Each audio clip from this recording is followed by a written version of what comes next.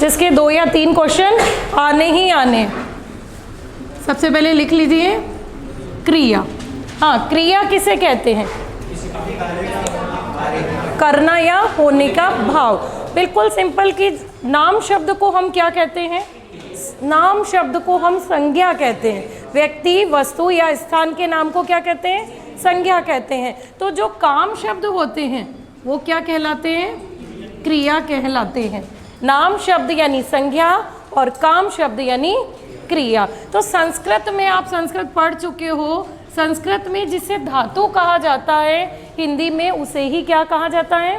क्रिया कहा जाता है। संस्कृत मूल रूप से जो संस्कृत के शब्द हैं, जो धातु हैं, उनमें अगर हम प्रत्यय लगा दें तो क्रिया बन जाती है। जैसे धातु कौन से? पढ़, लिख और चल, ये सब क्या है? धातु है। इनमें प्रत्यय लगाया, पढ़ से पढ़ना, लिख से लिखना, चल से चलना। तो धातुओं के पीछे अगर प्रत्यय लगा दिया जाता है तो वो क्या बन जाती है? क्रिया बन जाती है। क्रिया मूल रूप से धातु ही होती है। धातु यानी क्रिया को संस्कृत में क्या कहा जाता है? धातु कहा जाता है। अपनी हिंदी के मूल भाषा, जो हिंदी भाषा बनी है, उसके मूल में है क्या? संस्कृत भाषा ही है ना। तो संस्कृत में जो धातु है, हिंदी में वो क्रिया है। धातुओं में हम ना प्रत्यय लगा देते हैं तो क्या बन जाती है? क्रिया बन जाती है। जैसे वो पढ़ रहा है, तो इसमें क्रिया क्या है? पढ़ना। पढ़ रहा है। अब वाक्य के 2 अंग हैं, 2 भाग हैं, मैंने बताया था। पहला तो क्या होता है? जिसके बारे में बात की जा रही है उसे क्या कहते हैं? उद्देश्य। और उद्देश्य के बारे में जो कुछ भी कहा जा रहा है वो क्या कहलाता है? विधेय कहलाता है। तो हमारी जो क्रिया है, क्रिया किस पार्ट में आती है? विधेय भाग में क्रिया आती है। तो क्रिया यानी काम का करना या होना। क्रिया यानी काम शब्द। क्रिया यानी धातु जिनके पीछे क्या लगा दिए गए हैं? प्रत्यय लगा दिए गए हैं। लेकिन प्रत्यय लगाकर हमेशा ही क्रिया नहीं बनाई जा सकती। कभी कभी ये क्रिया शब्द क्या हो जाते हैं? ये संज्ञा भी बन जाते हैं। जब हमने संज्ञा पढ़ी थी तो आपने एक चीज़ पढ़ी थी कि क्रिया से संज्ञा भी बनाई जा सकती है। बनाई जा सकती है ना। इसी तरह फिर अगर क्रिया से संज्ञा बन सकती है तो संज्ञा से क्रिया भी बन सकेगी। अब कैसे? यहाँ तो क्या है? वो पढ़ रहा है, ये तो क्या है? क्रिया है। वो टहल रहा है, तो टहलना क्या है? क्रिया है। टहलना क्रिया है। लेकिन अगर कहा जाए कि टहलना व्यायाम है, टहलना एक व्यायाम है, तो ये मत सोच लेना कि जिसके पीछे ना आ गया है वो हमेशा ही क्या बन गई? क्रिया बन गई। यहाँ टहलना क्रिया होती है, लेकिन यहाँ क्या कहा जा रहा है? टहलना एक व्यायाम है। तो क्या एक व्यायाम है? यहाँ किसका उत्तर मिल रहा है? क्या का उत्तर मिल रहा है। तो ये टहलना यहाँ क्या बन चुकी है? संज्ञा बन चुकी है। मुझे हंसी आ रही है, मुझे हंसी आ रही है, तो इसमें क्रिया क्या हुई? मुझे हंसी आ रही है।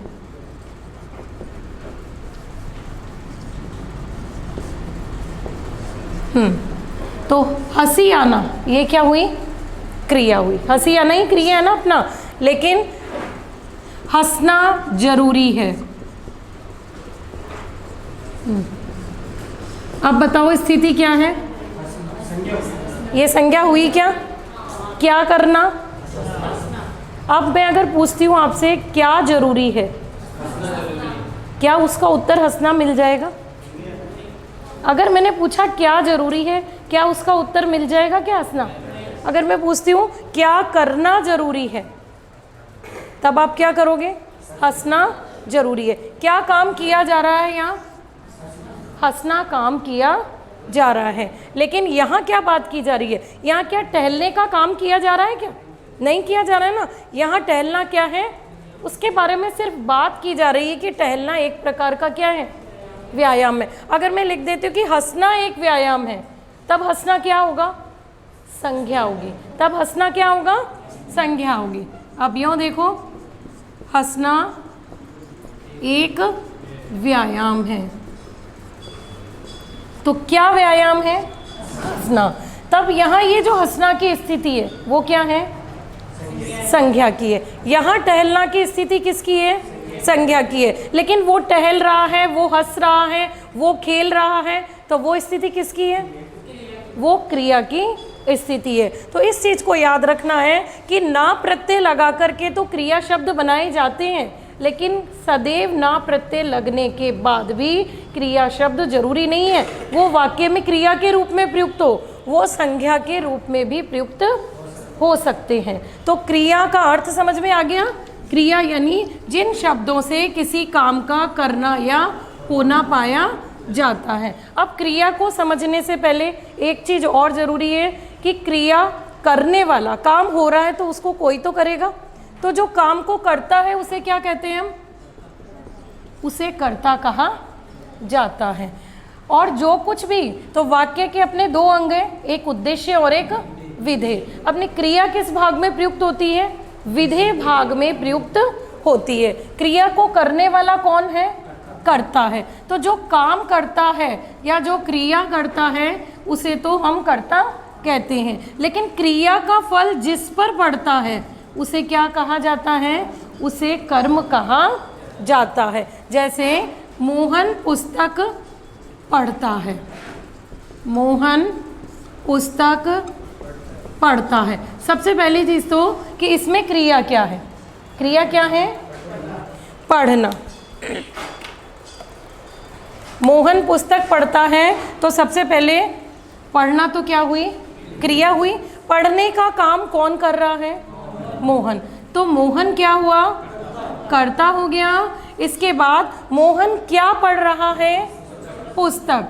तो जो ये क्या का जिससे उत्तर मिलता है उसे हम कर्म कहते हैं। तो सबसे पहले आपके क्रिया को ढूंढने, एक वाक्य आएगा, वाक्य में से ढूंढकर बताइए कि क्रिया सकर्मक है या अकर्मक है। तो सकर्मक और अकर्मक को जानने के लिए सबसे पहले क्या जानना है कि कर्म होता क्या है।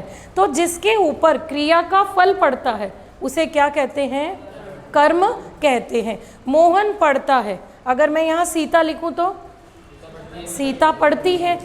अब लेकिन यहाँ क्रिया मोहन के अनुसार चेंज हो रही है। मोहन पढ़ता है और अगर सीता होगा तो क्या हो जाएगी?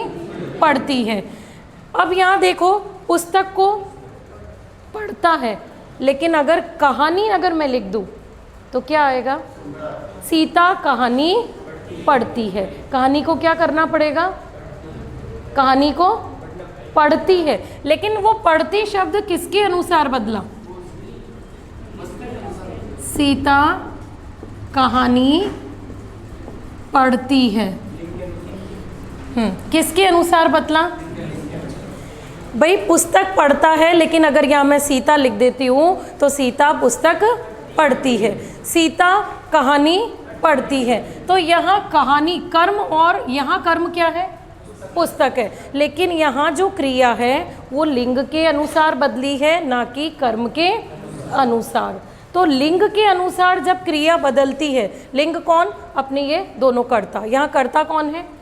मोहन। मोहन कौन है? पुल्लिंग है। और सीता क्या है? स्त्रीलिंग है। इस चीज को भी ध्यान रखना है, क्योंकि क्रिया का एक प्रकार तो होता है कर्म के अनुसार, यानी सकर्मक और अकर्मक। अगर वाच्य के अनुसार होता है तो वाच्य के अनुसार कृतवाच्य, कर्मवाच्य और भाववाच्य। जब क्रिया कर्ता के अनुसार बदलती है तो कृतवाच्य क्रिया, जब क्रिया कर्म के अनुसार बदलती है तो वो कर्मवाच्य क्रिया, और जब क्रिया भाव के अनुसार बदलती है तो वो भाववाच्य क्रिया कहलाती है। अभी हम आज दो तरह से क्रिया के भेद पढ़ेंगे, एक कर्म के आधार पर और दूसरा किसके आधार पर? किसके आधार पर? वाच्य के आधार पर। कर्म के आधार पर तो हमने पढ़ लिया कि राम पढ़ता है, तो क्या पढ़ता है? उत्तर मिल रहा है? नहीं ना। तो जिसमें कर्म नहीं है वो कौन सी? अकर्मक। लेकिन जिसमें कर्म होता है वो कौन सी? सहकर्मक। तो कर्म के आधार पर तो कितने भेद हो गए? 2 भेद। मोहन पढ़ता है, क्या पढ़ता है का उत्तर नहीं मिल रहा, तो कौन सी? और मोहन पुस्तक पढ़ता है, तो कौन सी? सकर्मक। ये तो हुए 2 भेद किसके अनुसार? किसके अनुसार? कर्म के अनुसार। और 3 भेद किसके अनुसार होते हैं? वाच्य के अनुसार। तो पहली चीज तो क्लियर है, वाच्य के अनुसार पहला क्या है? कृतवाच्य। वाच्य अपने 3 प्रकार के होते हैं, ये भी सिलेबस में। कृतवाच्य, कर्मवाच्य और भाववाच्य। तो जो कृतवाच्य है जिसमें क्रिया कर्ता के अनुसार, तो इसी के अनुसार बदल रही है। लेकिन अगर ये मोहन ने पुस्तक पढ़ी, मोहन ने, अब इसमें देखो कोई बदलाव आया, यहां हमने कारक चिन्ह लगा दिया। मोहन की जगह सीता अगर लिख दिया जाए तो सीता ने भी, चाहे मोहन लिखो या फिर आप सीता लिखो, क्रिया में कोई परिवर्तन हुआ नहीं ना। जब क्रिया किसके अनुसार? यहाँ कर्ता के अनुसार नहीं। लेकिन सीता या मोहन ने खाना, तो क्या हो जाएगा? ये खाया, खाना तो खाया। और खीर लिख दूँ तो खाई, खीर खाई या खीर पी, लेकिन खाना तो, भाई पुस्तक तो पढ़ी। यहाँ तो पुस्तक की जगह मैं दूसरा शब्द नहीं लिख रही हूँ। अगर इस उदाहरण से समझो कि मोहन ने पापड़ खाया, चाहे मोहन हो चाहे कौन हो, सीता हो, तो पापड़ तो खाया। लेकिन अगर मैं लिख दूँ रोटी, तो क्या हो गया? खाई। बदला ना, किसके अनुसार बदला? कर्म के अनुसार। तो जब कर्म के अनुसार बदलती है तो उसे हम कर्मवाच्य कहते हैं, और वो क्रिया कौन सी कहलाएगी? कर्मवाच्य क्रिया कहलाएगी। अब तीसरा होता है कौन सा? भाववाच्य। तो जब क्रिया ना तो कर्ता के अनुसार बदले और ना ही किसके अनुसार बदले? कर्म के अनुसार बदले, तो कौन सा वाच्य होता है? भाववाच्य। और जो भाववाच्य है, तो भाववाच्य में इसकी पहचान क्या है? मुझसे अब लिखा नहीं जाता, मुझसे पढ़ा नहीं जाता, मुझसे ये काम किया जाता है। उसके पीछे क्या शब्द आ रहा है? हमसे पढ़ा जाता है, हमसे लिखा जाता है, या हमसे चला नहीं जाता। तो ये भाव व्यक्त होते हैं, तो वो क्या है? भाववाच्य कहलाता है। और वो क्रिया कौन सी कहलाएगी? भाववाच्य क्रिया कहलाएगी। तो अगर हमारे वाच्य 3 हैं तो क्रिया के भेद भी कितने हुए? 3। इसी तरह काल 3 है, कौन सा? भूतकाल, वर्तमान काल और भविष्य काल। तो काल के अनुसार क्रिया भी कितनी हो जाएगी? 3। वर्तमान काल यानी मैं पढ़ता हूँ, भूतकाल यानी मैं कल पढ़ रहा था, और भविष्य काल यानी मैं कल पढ़ूंगा। तो क्रिया के कितने रूप हो गए? काल के अनुसार भी 3, वाच्य के अनुसार भी कितने हो गए? 3। और जो सबसे मेन पढ़ना है अपने को, वो क्या चीज पढ़नी है? कर्म के अनुसार क्रिया के कितने भेद? 2 भेद, अकर्मक और सकर्मक। तो अकर्मक और सकर्मक को ढूंढने का तरीका सबसे पहले सीखना है। हर वाक्य में एक कर्ता होगा और एक क्रिया। क्रिया कर्म हो जरूरी नहीं है, लेकिन कर्ता और क्रिया होना जरूरी है। तो अगर मोहन लिखता है, मोहन लिखता है, पक्षी उड़ते हैं, और मोहन कहानी लिखता है, इनमें अंतर पता चल रहा है? सबसे पहली चीज, कर्म का प्रश्न किससे बनता है? क्या से बनता है? तो मोहन क्या लिखता है? उत्तर मिल रहा है? नहीं मिल रहा है ना, इसमें कर्म नहीं है, तो कौन सी क्रिया हुई है? अकर्मक। पक्षी उड़ते हैं, अब बताओ, प्रश्न बनाओ। पक्षी, आपको बस यही गलती करते हम। पहली बात तो इसका प्रश्न ऐसे मत बना लेना क्या उड़ते हैं, बनाने वाले बना लेते हैं कि क्या उड़ते हैं, और उत्तर क्या आ गया? पक्षी। और इसको क्या कर दिया हमने? सकर्मक कर दिया। इसको सकर्मक नहीं करना है, क्योंकि सही तरीका सबसे पहले आप क्या करो? कर्ता को गोला बनाओ। और यहाँ पे हमने क्या लिख दिया? ये तो क्या है हमारा? कर्ता। तो कर्ता कौन है? पक्षी। पक्षी काम क्या कर रहे हैं? उड़ने का काम कर रहे हैं। तो ये जो तीनों हैं, इसके बाद इन तीनों को क्या किया जाएगा? क्रिया को गोला बनाया जाएगा। अब एक तो हो गया कर्ता और एक हो गया क्रिया। इन दोनों को नहीं बदलना है, बीच में इनके क्या लगाना है? मोहन क्या लिखता है? उत्तर मिला नहीं, तो ये किस में आया? अकर्मक में। लेकिन मोहन पत्र लिखता है तो क्या हुआ? सकर्मक, क्योंकि क्या का उत्तर मिल गया है कि मोहन क्या लिखता है? पत्र। अगर पत्र लिखता है, कहानी लिखता है, कुछ भी आएगा तो क्रिया क्या हो जाएगी? सकर्मक। लेकिन पक्षी क्या उड़ते हैं, ऐसा कोई प्रश्न बनेगा? नहीं बनेगा ना। तो ये कौन सी क्रिया हुई? अकर्मक। मोहन कहानी लिखता है, कौन सी हुई? सकर्मक। अब एक देखो, आकाश में पक्षी उड़ते हैं। आप बताओ, सबसे ज़्यादा एग्जाम में पूछा जाने वाला वाक्य है ये। आकाश में पक्षी उड़ रहे हैं, या पक्षी आकाश में उड़ रहे हैं। हाँ, अब ये बताओ सकर्मक है या अकर्मक? हाँ, क्योंकि ये नहीं बनाना है कि आकाश में क्या उड़ रहा है। आकाश करता है क्या? नहीं है ना, तो गलती हो सकती है। इसलिए सबसे पहले करता तो कौन है? पक्षी है। और पक्षी, ये भी नहीं लिखना कि क्या कर रहे हैं, क्योंकि इसमें मूल क्रिया क्या है? उड़ना है। तो पक्षी क्या उड़ रहे हैं, इसका उत्तर हमें नहीं मिल सकता है। तो ये क्रिया कौन सी हुई? अकर्मक क्रिया हुई। और उड़ना शब्द अपने आप में हमेशा किस में आएगा? अकर्मक क्रिया में ही आएगा, क्योंकि उड़ना का उत्तर हमें क्या उड़ना से। अब ये मत सोचना कि पतंग उड़ रहा है, चलो अब पक्षी की जगह क्या लिख दिया? पतंग। तो फिर भी प्रश्न ये मत बनाना कि आकाश में क्या उड़ रहा है। लेकिन पतंग तो क्या है? खुद काम कर रहा है। उड़ने का काम कौन कर रहा है यहाँ? पतंग। तो यहाँ कर्ता का काम कौन कर रहा है? पतंग कर रहा है। तो उड़ना हमेशा कैसी क्रिया है? अकर्मक क्रिया ही होगी। तो कर्म ढूंढना तो आ गया। अब कई बार शब्द ये आते हैं कि उड़ना, चलना, लिखना, सोना, खाना। चलो रोना और लिख दो, ये शब्द आ गए। इनमें से बताइए, कोई भी आपके 4 ऑप्शन आएंगे कि इनमें से बताइए सकर्मक क्रिया कौन सी है और अकर्मक क्रिया कौन सी। अभी कर्ता कुछ भी नहीं है ना, अपने केवल क्या शब्द लिखे हुए हैं? क्या लिखे हुए हैं? ये केवल क्रिया शब्द लिखे हुए हैं। ये रो धातु से बना, ये उड़ से बना, ये चल से, ये लिख से, ये सो से और ये खा से। हाँ, तो खाना, वो खाना खा रहा है। जब तो खाना क्या है? भोजन के लिए आया है। और वो खा रहा है, वो खा किसके लिए आया है? खाने की क्रिया करने के लिए आया है। लेकिन जीने के लिए खाना जरूरी है। तो वहाँ खाना क्या है? क्या क्रिया है? जीने के लिए खाना जरूरी है। चलो सबसे पहले तो ये बताओ कि इसमें क्रिया क्या है? जरूरी काम है। जरूरी से पता चल रहा है क्या काम हो रहा है। खाना खाना तो एक क्रिया है, लेकिन यहाँ खाने का अर्थ क्या है?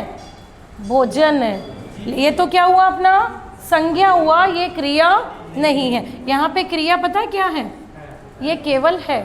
अपने इंग्लिश में इज, आर, एम, वाज, वर, है और था है ना, जो हेल्पिंग वर्ब होती है, होती तो वर्ब ही है ना, वर्ब क्रिया को ही कहते हैं ना। तो ये अपूर्ण क्रियाएं कहलाती है, जिससे हमें काम की सही सूचना तो नहीं मिल रही है। ये सहायक क्रियाएं कहलाती है। सहायक क्रिया है किसमें? ये केवल क्या है? अपूर्ण क्रिया है, क्योंकि इससे हमें काम का बोध नहीं होता। यहाँ खाना क्रिया नहीं है, यहाँ खाना क्या है? संज्ञा है। ये चीज़ तो समझ में आ गई। अब इनमें से पता करना है कि सकर्मक कौन सी है और अकर्मक कौन सी है। तो बिल्कुल सीधा सा पता क्या लगाना है आपको? क्या करना है? इन प्रश्न कैसे प्रश्न बनाना है? इन सबके आगे क्या लगाना है? क्या रोना? क्या रोना का उत्तर मिलता है क्या? फिर क्या उड़ना का उत्तर मिलेगा? ये नहीं सोचना कि पतंग उड़ना और चिड़िया उड़ना, वो नहीं, वो तो क्या है? वो करता है। इसके आगे क्या करो? अगर समझ में नहीं आए तो कोई भी एक क्या लगा लो? कर्ता लगा लो। कर्ता लगाने के बाद क्या लगाओ तो आपको पता चल जाएगा कि जैसे क्या लिखा? पक्षी क्या उड़ते हैं, उत्तर मिला। नहीं मिला ना। चलना, बताओ क्या चलना का उत्तर मिलेगा क्या? अगर मैं इंजन चलता है तो इंजन क्या चलता है, प्रश्न बनेगा क्या? नहीं बनेगा ना। तो पहले क्या जरूरी है? एक कर्ता लगाना जरूरी है। अब यहाँ देखो, राम लिख दिया मैंने, ये कर्ता हो गया। क्या लिखना? पत्र लिखना, कहानी लिखना, निबंध लिखना, बहुत सारी चीज़ें लिखी जा सकती हैं। तो ये कैसी क्रिया हुई? सकर्मक क्रिया हुई। अगर हम क्या का लगाने के बाद, एक कर्ता लिखने के बाद अगर उसका उत्तर हमें मिल जाता है तो क्रिया क्या होती है? सकर्मक होती है। अच्छा, सोने का बताओ, यहाँ लिख दिया। राम क्या सोना मिलेगा? नहीं मिला। खाना,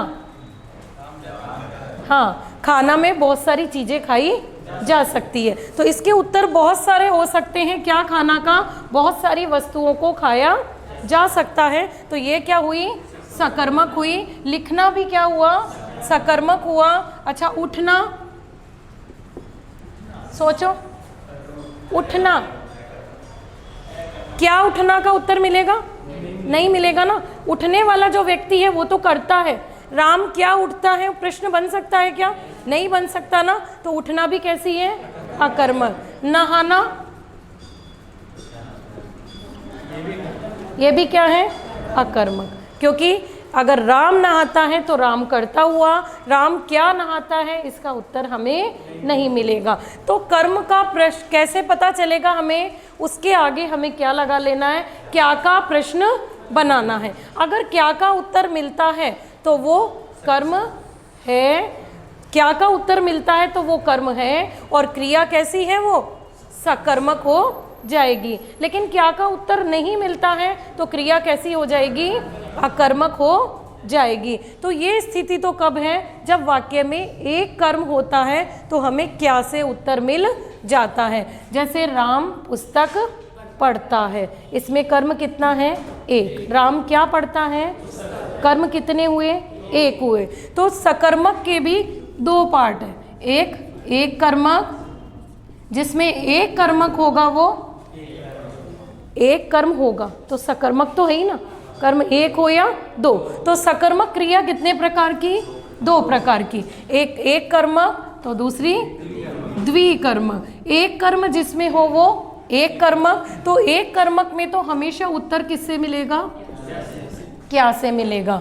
राम खाना खाता है, तब क्या है? राम क्या खाता है? तो खाना यानी वो भोजन को खाता है। राम रोटी खाता है तो रोटी भी क्या हुई? कर्म हुआ। लेकिन द्विकर्मक क्रिया में अगर कर्म दो हैं तो उसका प्रश्न केवल क्या से नहीं बनेगा। एक क्या और दूसरा किसको या किसने। किसको या किसने। राम ने मोहन को पत्र लिखा। राम ने मोहन को पत्र लिखा। तो सबसे पहले क्या करना है हमको? वाक्य में किसको ढूंढना है? कर्ता को ढूंढना है। कर्ता कौन है? राम। राम करता है और राम क्या काम कर रहा है? लिखने का काम कर रहा है। तो ये तो हुआ अपना कर्ता और ये क्या हुई? क्रिया हुई। अब राम क्या लिख रहा है? पत्र लिख रहा है। तो ये पत्र क्या हुआ? आपका कर्म हुआ। ये तो है आपका पहला कर्म, यानी क्या लिख रहा है? वो पत्र लिख रहा है। लेकिन किसको लिख रहा है? मोहन को लिख रहा है। तो ये कौन सा कर्म हुआ? ये दूसरा कर्म हो गया। तो जिस वाक्य में दो कर्म होते हैं वो द्विकर्मक है, और जिस वाक्य में एक कर्म होता है वो क्या है? एक कर्मक क्रिया होती है। लेकिन एक कर्म द्विकर्मक जो क्रिया है उसमें जरूरी नहीं है कि कर्ता दिखाई दे। कई बार कर्ता क्या हो सकता है? लुप्त भी हो सकता है, और कई बार कर्म भी लुप्त हो सकता है। कैसे? इन चीज़ को ध्यान से देखना, क्योंकि अभी तो पहले क्या देखा आपने कि आपको कर्ता को गोला बनाना है, फिर क्रिया को ढूंढना है, फिर क्या का उत्तर ढूंढना है। वो क्या हो जाएगा? कर्म। कर्म दो है तो वो क्या है? द्विकर्मक है। अब देखो, अध्यापक पढ़ते हैं, अध्यापक पढ़ रहे हैं या अध्यापक पढ़ते हैं या बच्चे पढ़ते हैं, कोई भी पढ़ सकता है। तो अध्यापक पढ़ते हैं, क्या पढ़ते हैं का उत्तर मिल रहा है?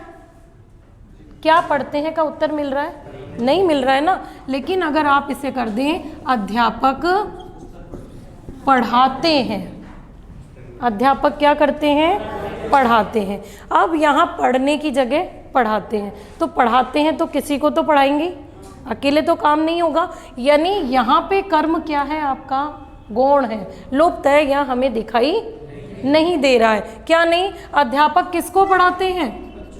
बच्चों को, किसी ना किसी को तो पढ़ाते ही है ना। तो ये बच्चों को यानी किसको, यानी किसका उत्तर मिल रहा है हमें? ये कर्म का उत्तर हमें मिल रहा है। अच्छा, अब ये बताओ कि ये कर्म एक कर्मक होगी या द्विकर्मक होगी?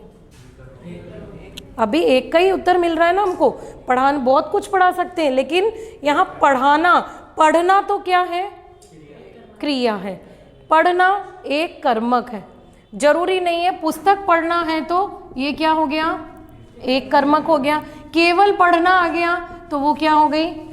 अकर्मक हो गई। राम पढ़ता है तो वो क्या हुई? अकर्मक। राम पुस्तक पढ़ता है तो वो एक सकर्मक तो हुई। सकर्मक में भी कितनी? एक कर्मक, क्योंकि उसका उत्तर किससे मिल रहा है आपको? क्या से मिल रहा है? यहाँ तक का समझ में आया। लेकिन पढ़ना की जगह अब क्या आ गया? पढ़ाना। अगर पढ़ना के स्थान पे पढ़ाना आता है तो पढ़ाना किसको? बच्चों को, किसी ना किसी को काम कराया जाएगा। तो जिससे बोध हो रहा है, यानी किसको? यहाँ पे जो अपना कर्म है वो गौण है, वो लुप्त है, हमें दिखाई नहीं दे रहा है। तो यहाँ क्रिया क्या मानी जाएगी? यहाँ क्रिया सकर्मक मानी जाएगी। तो पढ़ना तो क्रिया है, सकर्मक भी हो सकती है वाक्य में प्रयुक्त होने के हिसाब से, और अकर्मक भी हो सकती है। लेकिन पढ़ाना और पढ़वाना, पढ़वाना, वो पढ़वा रहा है।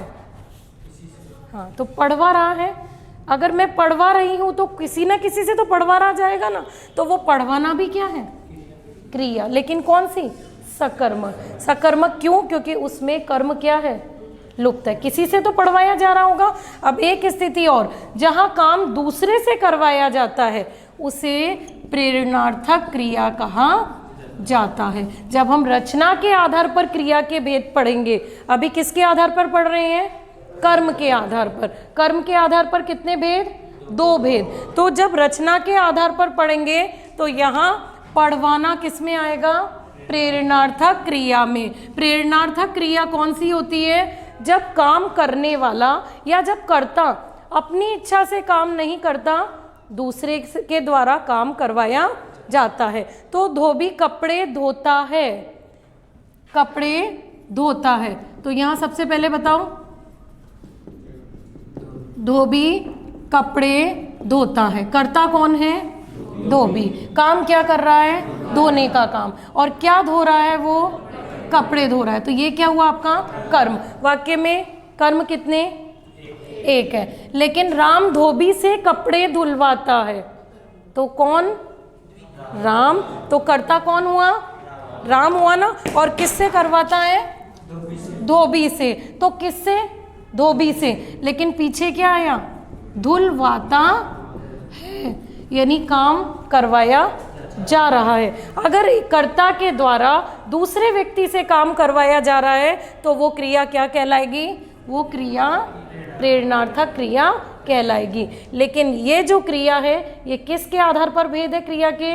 रचना के आधार पर।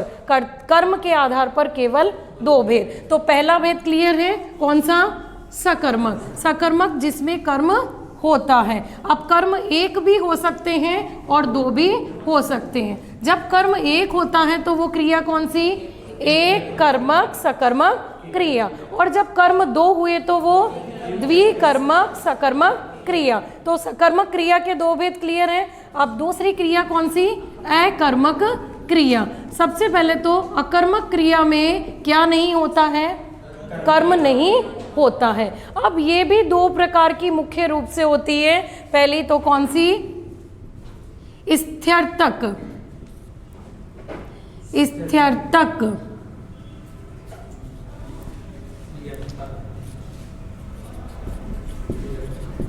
स्थिर तक, और दूसरी होती है गतिशील या गत्यर्थक। इसे अवस्था बोधक भी कहा जाता है।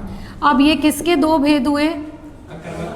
अकर्मक क्रिया के दो भेद, एक स्थिर तक और दूसरी गत्यर्थक या गतिशील। स्थिर तक जिसे अवस्था बोधक भी कहते हैं। अब अकर्मक है तो इन दोनों में ही पहली बात तो क्या, कर्म नहीं होगा, लेकिन क्रिया तो होगी, और कर्ता होगा क्या?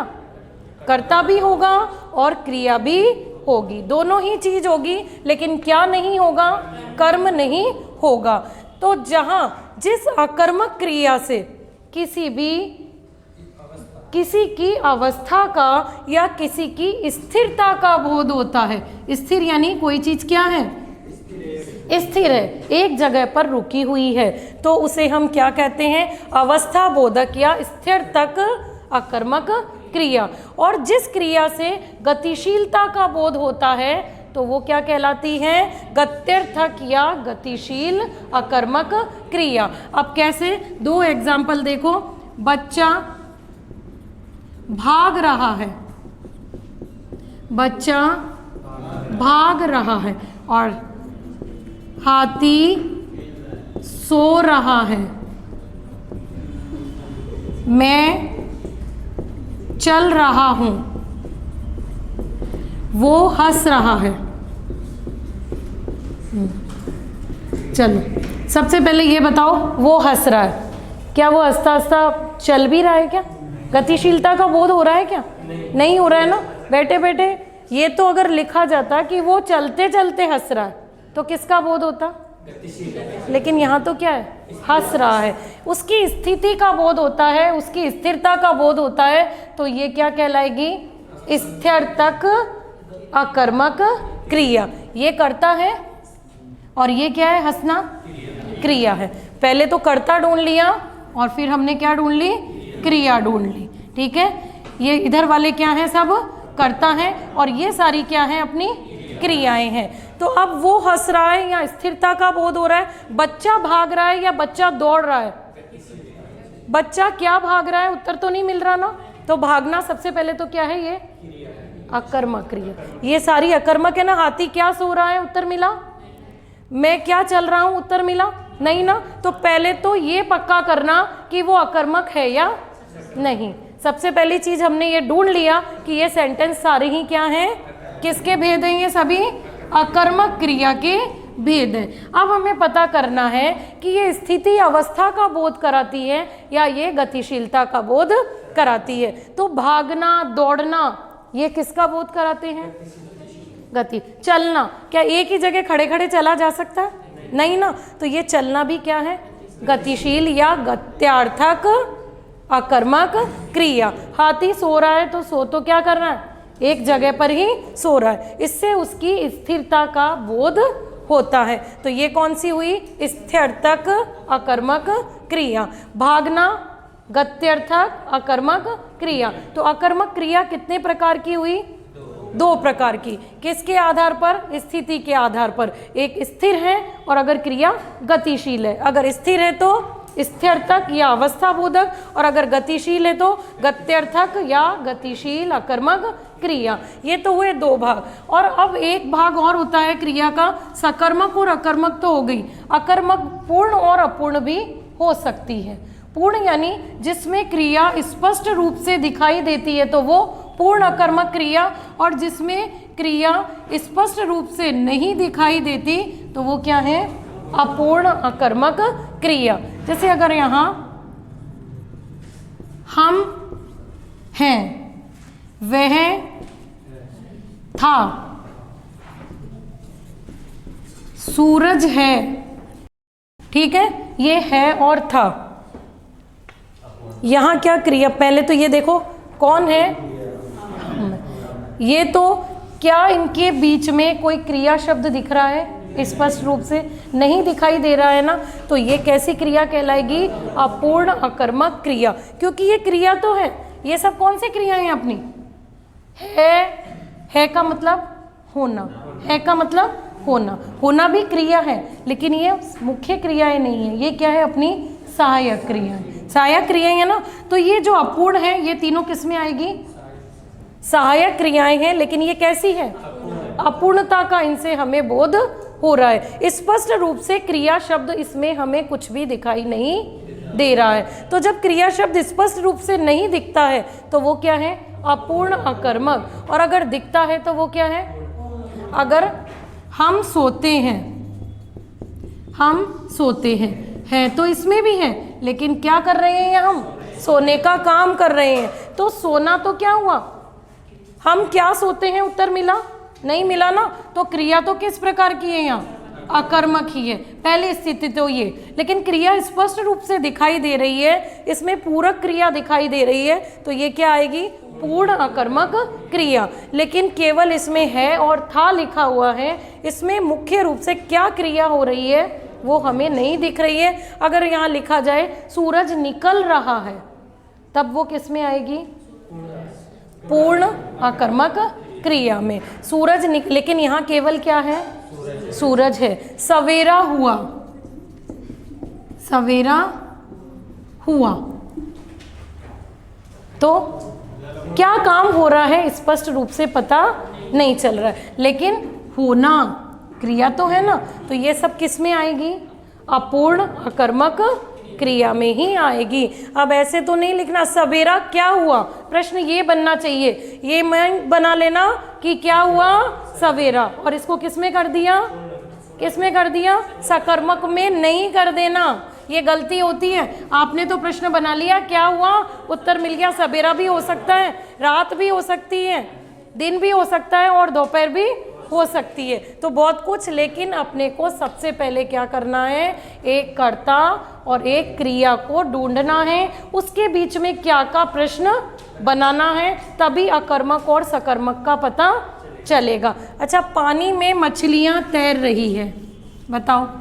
एक तो पानी में मछलियां तैर रही है, किस प्रकार की क्रिया है, सकर्मक या अकर्मक, पहले ये ढूंढो। पानी में मछलियां तैर रही हैं, सबसे पहले मर्जी से नहीं बोलना है, सबसे पहले किसको ढूंढना है, कर्ता को। कर्ता कौन है, मछलियां। क्या काम कर रही है, तैरने का काम कर रही है, तो ये क्या हुई, क्रिया। मछलियां क्या तैर रही है का उत्तर मिल रहा है, नहीं ना, इसका मतलब इसमें कर्म नहीं है। प्रश्न ऐसे नहीं बनाना है कि पानी में क्या तैर रही है कि उत्तर मिल जाए मछलियाँ। पानी में कागज भी, लकड़ी भी, कुछ भी तैर सकता है ना, लेकिन वो काम नहीं करना है। पहले कर्ता ढूंढना है, फिर क्या ढूंढी, क्रिया ढूंढी, दोनों के बीच में क्या लगाया। अगर उत्तर नहीं मिला तो वो क्या हुई, अकर्मक हुई। चलो, पहली स्थिति तो ये अकर्मक की क्लियर है। अब अकर्मक के भेद देखते हैं। पहले कौन से, स्थिति का बोध होता है, और दूसरा किससे, गतिशीलता का। तो अब ये बताओ स्थिरतक है या गत्यर्थक है, क्योंकि तैर रही है तो एक जगह रुकी हुई तो तैर नहीं सकती, तैरते हुए जाएगी। तो ये किस प्रकार की हुई, गतिशीलता है इसमें, तो ये गत्यर्थक अकर्मक क्रिया है। अब तीसरी स्थिति, यहाँ पूर्ण है क्रिया या अपूर्ण है, क्योंकि काम स्पष्ट रूप से क्रिया लिखी हुई है सेंटेंस में। अगर कहा जाए कि पानी में मछलियां हैं, तो वो क्या हुआ, अपूर्ण अकर्मक हुआ, क्योंकि है का मतलब होने का भाव है, लेकिन कोई भी क्रिया शब्द स्पष्ट रूप से दिखाई नहीं दे रहा है। तो अब समझ में आ गए, अकर्मक क्रिया किसके आधार पर, दो तो पहले किसके, गति स्थिर स्थिति के आधार पर, स्थिरतक और गत्यर्थक, जिसे हम अवस्था बोधक और गतिशील भी कहते हैं। और दूसरा भेद कौन सा, पूर्ण और अपूर्ण। पूर्ण जिसमें क्रिया शब्द स्पष्ट रूप से दिखाई दे रहा है, और अपूर्ण कौन सी, जिसमें क्रिया स्पष्ट रूप से दिखाई नहीं देती है, तो वो क्या हुई, अपूर्ण अकर्मक। इसी तरह सकर्मक क्रिया भी कितने प्रकार की, दो प्रकार की। सकर्मक में एक कर्मक और फिर द्विकर्मक। एक कर्मक क्रिया जो होगी वो, अब उसमें मुख्य कर्म और गौण कर्म, जैसे राम ने मोहन को पत्र लिखा। ठीक है, सबसे पहले काम कौन कर रहा है? राम कर रहा है। राम क्या हुआ? करता हुआ। क्या काम कर रहा है? लिखने का काम कर रहा है। तो लिखना क्या हुआ? क्रिया हुई। राम क्या लिख रहा है? पत्र लिख रहा है। तो ये पत्र क्या हुआ? कर्म हुआ। ये कर्म है अपना पहला। किसको लिख रहा है? मोहन को। तो जिससे किसको का उत्तर मिला? एक तो क्या का उत्तर मिला, वो कर्म एक, और किसको का उत्तर मिला, वो क्या है? अपना कर्म दो। अब एक चीज और, एक मुख्य कर्म और एक गौण कर्म। आपके प्रश्न पूछा जा सकता है इसमें मुख्य कर्म कौन सा है और गौण कर्म कौन सा है? तो मुख्य मतलब मुख्य यानी जो मुख्य रूप से जो काम किया जा रहा है, जिसके बिना शब्द अपने वाक्य का अर्थ हमें नहीं समझ में। राम ने मोहन को लिखा, क्या लिखा? पत्र लिखा। तो सबसे मेन काम क्या है?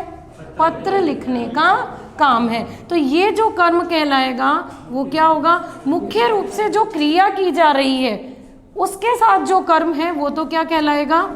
मुख्य कर्म कहलाएगा।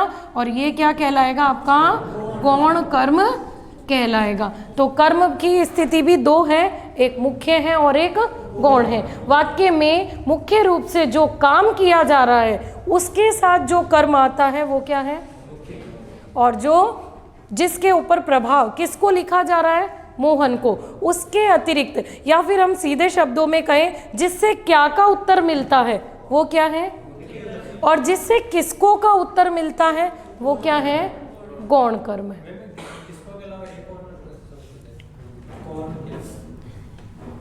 किसको या किन्हें भी हो सकता है। राम ने किन्हें पत्र लिखा, राम ने हमको पत्र लिखा। अब आपका प्रश्न क्या बनेगा? किनको या किन्हें, ये भी बन सकता है ना। तो किनको लिखा यानी एक तो मुख्य कौन होगा? कर्ता होगा, और वो जिसके साथ में क्रिया कर रहा है, जिसके लिए क्रिया की जा रही है, तो वो दूसरा कर्म कौन सा हुआ? गौण कर्म। अध्यापक ने छात्रों को पाठ पढ़ाया। दूसरा एक उदाहरण और देखो, अध्यापक ने, अच्छा केवल अध्यापक ने पढ़ाया, पहली स्थिति तो ये अध्यापक ने पढ़ाया। फिर दूसरी स्थिति, अध्यापक ने छात्रों को पढ़ाया। और तीसरी स्थिति, अध्यापक ने नहीं, छात्रों को क्या पढ़ाया? हाँ, अध्यापक ने छात्रों को पाठ पढ़ाया। तो सबसे पहले तो ये देखना, यहाँ पढ़ना नहीं है, क्या है? पढ़ाना। अगर पढ़ाने का काम किया जा रहा है, चाहे ये स्थिति हो या ये हो या ये हो, क्रिया आपकी कैसी मानी जाएगी? चाहे कर्म हो या ना हो, क्रिया सकर्मक ही मानी जाएगी। पढ़ना तो भले ही अकर्मक हो सकती है, लेकिन पढ़ाया तो ये क्या होगी? किसने पढ़ाया? अध्यापक ने। अध्यापक तो क्या है? तीनों ही स्थिति में अपना क्या हुआ? ये करता हुआ। ये पढ़ाया क्या हुई? क्रिया हुई। लेकिन अध्यापक ने पढ़ा, एक सेंटेंस, अध्यापक ने पढ़ा।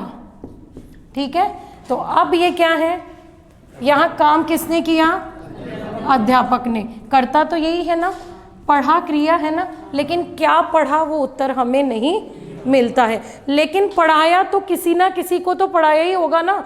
तो पढ़ना तो अकर्मक है, लेकिन पढ़ाना, लिखना, क्या चीज? अध्यापक ने पढ़ाया। एक तो किसमें का कुछ ना कुछ तो पढ़ा ही होगा, लेकिन किसको का उत्तर मिल रहा है? जो अपना कर्म है, कौन सा? गौण कर्म है ना। गौण कर्म अप्रत्यक्ष भी हो सकता है और लुप्त भी हो सकता है, लेकिन मुख्य कर्म तो अपने किस में लिखा हुआ आना चाहिए?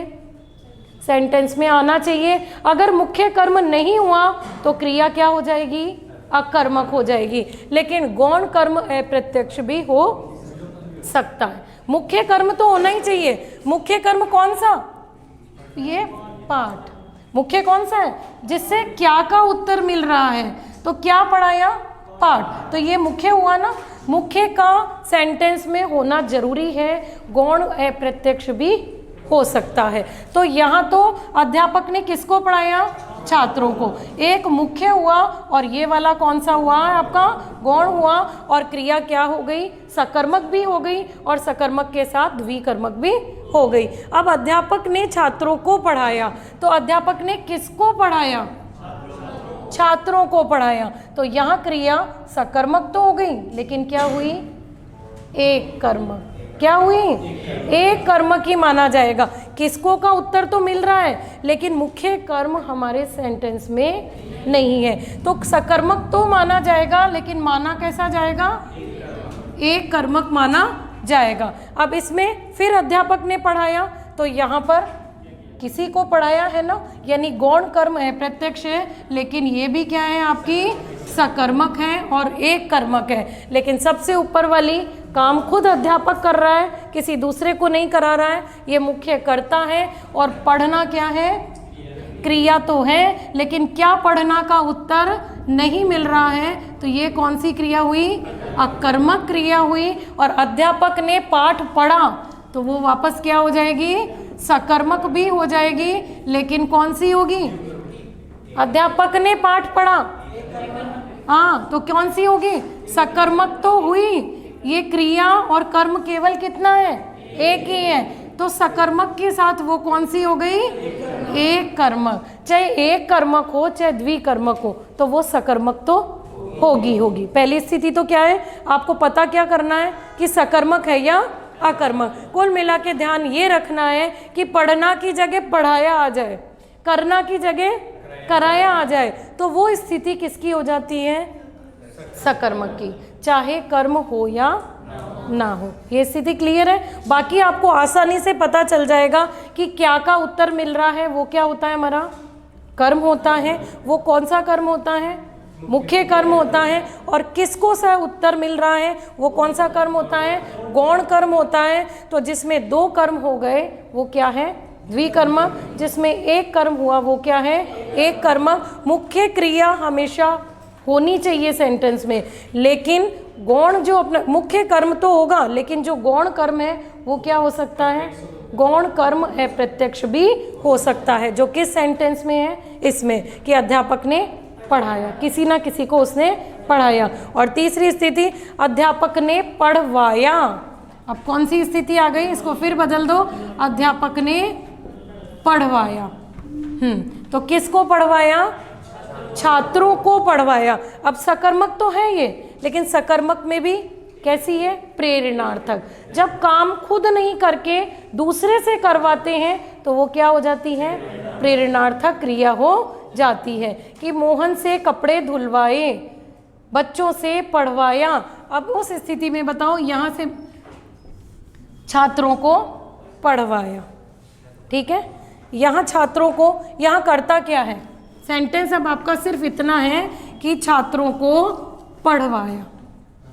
सबसे पहले तो ये देखो कि यहाँ पर सकर्मक है या अकर्मक। पहली स्थिति, कोई भी सेंटेंस क्यों ना आ जाए, सबसे पहले क्या करना है? ये तो क्या ढूंढ लिया अपन ने?